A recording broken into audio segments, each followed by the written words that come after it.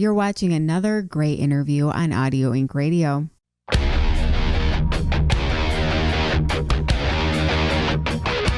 Hi, this is Simon Daniels of Autograph, and you're listening to Audio Inc. Radio with Anne Erickson. What's going on? It's Anne Erickson with Audio Inc. Radio, and I'm really happy to be here with Simon Daniels of Autograph. How are you? I'm doing great. Great to be here. Yeah, no, it's great to have you. And what also is wonderful is that you guys have a new record on the way, Beyond, and it's actually your final record with founding member and bassist Randy Rand. So what does it mean to you to have Randy on this release? Well, it was normal. We were going on full steam, and we made the record. He recorded it. It was mixed. It was mastered. We finished the artwork. Everything was done, and then unfortunately, what happened, and it took us all by surprise, and we were devastated and shocked. But his music was all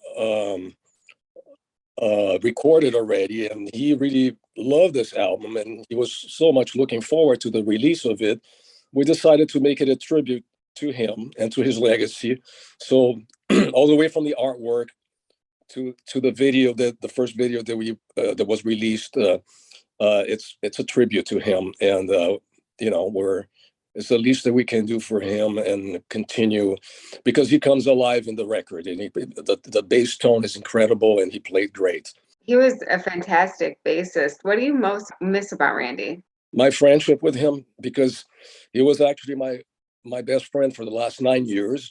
We were very close together. We talk on the phone every other day, and it was just it's a void that's not only as a band member, but to me as a friend. But in terms of the band, obviously, he was actually the only member that was in the band the longest of all. So it's bittersweet, but we focus on carrying it on and putting the music out for his and dedicating it to him, and then so we can also utilize all the work that we all did it together.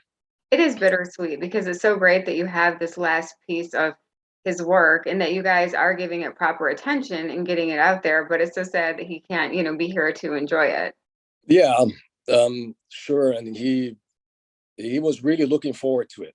So, we go and we put it out, we propagate, and we honor what we all did together. Well, you've been with Autograph for quite a while at this point, and I'm wondering, what was it like stepping into that lead vocalist role in such a legendary band? It was not really like that, because the band, they disbanded in 1989, so the band was not active for 20-something years, unlike other bands that kept playing of that genre.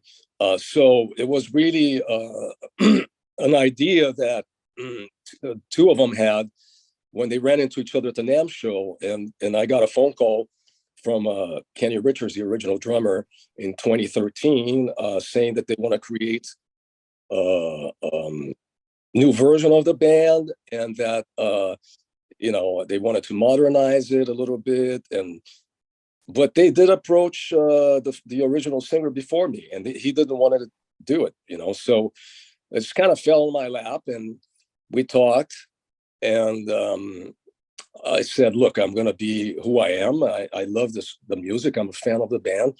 Let's go. So we did a lot of touring the first 2 years until we put out our first EP in 2016. And you're a perfect fit. So I think it all worked out really well. And I love the new record. So my favorite tracks off it are Your Slave Tonight and Everything. I'm wondering, could you kind of give me a little backstory behind how those came together? Actually, we were not planning on making a full-on album. We were just kind of in the mindset of just putting out singles.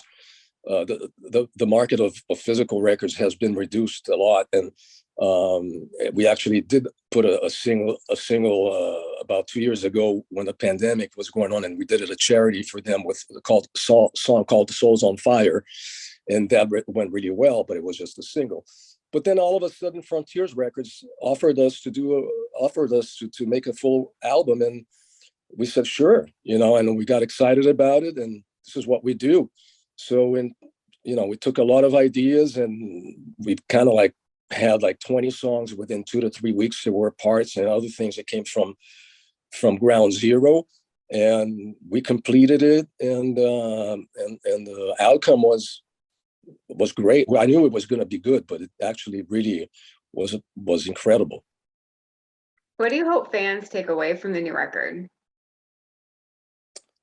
I think it's very much of a bridge of the old band with of the old sound of the '80s with what we're doing. It's still all the essence of the band is there. I mean, the harmonies, the big choruses, the riffs, the uplifting party rock and roll mode. The only difference is that it's a little heavier music, more guitar. I mean, a lot of parts that were played in keyboards are played on guitar, which gives it a deeper, more ringing sound. And of course, the lyrics are reflecting what we're living right now, not what it was in 1985. And that's not to say that it's anything negative. It's or positive. It's just simply very identifiable. Yeah, no, I think that's true. It's like Autograph, but modernized.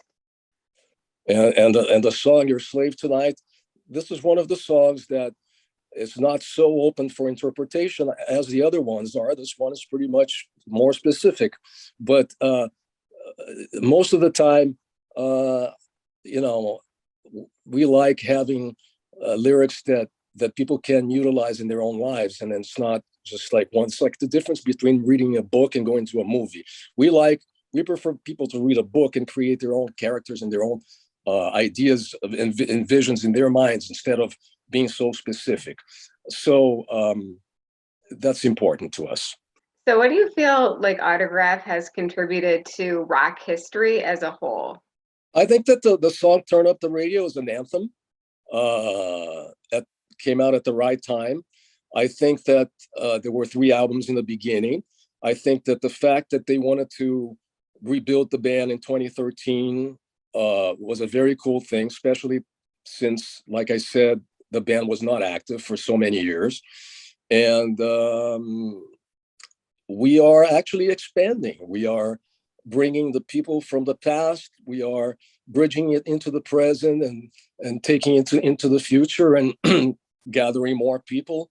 And our intentions is to have a good time, to bring positivity, to bring rock and roll to everybody, and to continue the party.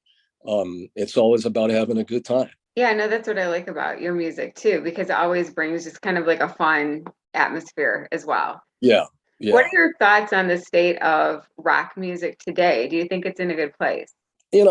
I couldn't say. I know that the genre of rock is not the mainstream that it was back then. If anything, it might be even one of the smallest markets. But it's people are open to it, and if you, however you make people feel emotions, and if you kick them on the teeth, or if there's a lyric, or if there's a chorus. I think that it's all about energy in rock and roll. It's about feeling the energy. And that's something that if you come to our show, you'll definitely get that for sure. Do you ever get tired of playing Turn Up the Radio? No. It's like me asking you if you ever get tired of having a huge party with everybody singing and dancing. That's a good analogy. I love that. It's the truth. Yeah, or ice cream or something. Twist my arm. What do you think is Autograph's greatest song that didn't get like enough exposure?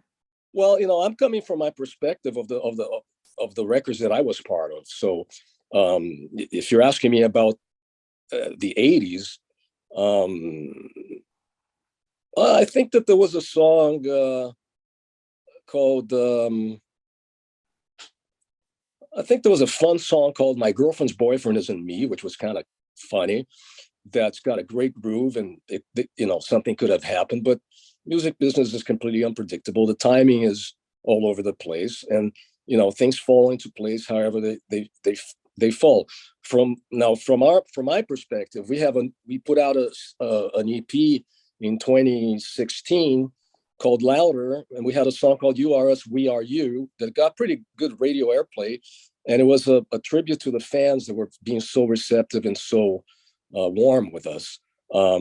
I believe this new album has very strong potential for radio airplay and even for crossing markets, but it was not intentionally created. It's just the result of the labor of love. And if it does, great.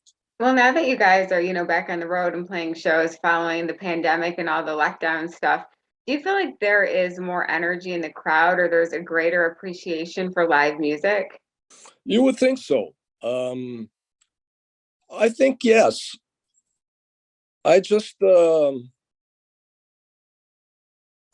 you would. I mean, it makes total sense because it takes something away from people and they appreciate it. When it comes back. But it's just we're also excited about the music and about the new songs and about the performances, and it's really electrifying. So I couldn't really necessarily describe what is the reason, but every show we play is a big party. It's a big event. We treat them all like it's the biggest thing in the world. What's your favorite record of the year that is not the Autograph record? There are so many, and I like a lot of different genres of music. So I couldn't tell you. I would have to really. It's not. It wouldn't be fair for me to tell you. I'm sorry. Right. No, that's fine. I'm curious, what other genres of music are you into? I'm not attached to the genres of music. I'm attached to the emotion that the music creates and how it makes me feel. So you can like different genres. I mean, bands like Queen have gone through so many different genres. The Beatles and even the Stones to a certain degree. I think it's cool to that you're able to send a message and be good and make good music, and to a point. I mean, you have Led Zeppelin that had a song like "Going to California," and then they had Black Dog in the same album. I don't know if it was the same album, but one after another, and it's all the same thing, and it's dynamics and a much bigger menu. No, I agree. There are certain artists that I'm drawn to, even though my main genre that I like is metal and hard rock and general rock, but sometimes there'll be even a pop artist that I'm just like Rihanna, I really like, that will just draw me in. Yeah, you can't. I agree. I completely agree. It's like, it shouldn't be something coming out of the brain, and the music is something that is art, and that is an expression. And once we start thinking too much, what is this? What is label stuff? And this is in this category. We're missing the point here, because the point is that that you enjoy that song makes you feel something, and it creates that feeling, and that is priceless. So what is ahead for Autograph as far as going into next year? What kind of tours do you guys have lined up and any surprises? Well, we have a show on Saturday with Quiet Riot at the Feather Falls Casino in Oroville, which is next to Sacramento. We have a show at the Whiskey at the end of the month on the 29th in Hollywood, which is rare because we don't usually play in California too much. And we have Key West in January in Florida, and then cruises, and it's starting to pile up. The record's starting to get airplay. Videos being played, the word's being spread, and and as time goes on, more stuff keeps getting booked. I would suggest that people go to autographband.net. It's our main website, and you can actually pre-order the album, and all the tour dates are there as well. Well, Simon, it's been awesome chatting with you. Congrats on the new record, and I look forward to hopefully seeing you guys in concert soon. Hopefully, yes. We're planning on going everywhere.